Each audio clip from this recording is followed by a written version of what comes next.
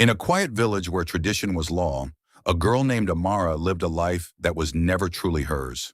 From childhood, she was taught to obey, to speak less, to listen more, and to never question. Her laughter was controlled, her dreams left unspoken, because in her world, a girl did not choose her life. Her life was chosen for her, and at 17, her fate arrived. She was to be married to a man she had never seen. The village called it destiny, but to Amara, it felt like a cage slowly closing in. The wedding day came. Drums echoed through the village, and voices filled the air with joy. But inside Amara, there was only fear.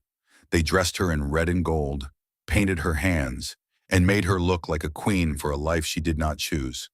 Her hands trembled and her heart raced, but no one noticed, or maybe no one cared.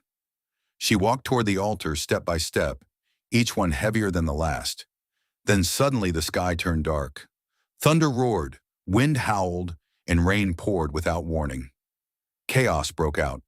People screamed and decorations scattered. And in that moment, Amara ran. Barefoot through the mud, heart pounding, she ran not from the storm, but from her life.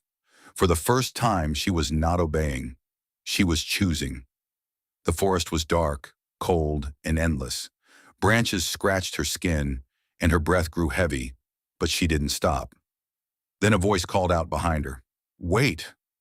She froze and slowly turned. There he was, the man she was meant to marry, standing in the rain and looking straight at her. Fear turned to anger. "You came to take me back?" But he shook his head. "I came to set you free." Amara stood still, unsure, until he spoke again. "I didn't choose this either. I was forced, just like you." Silence filled the space between them.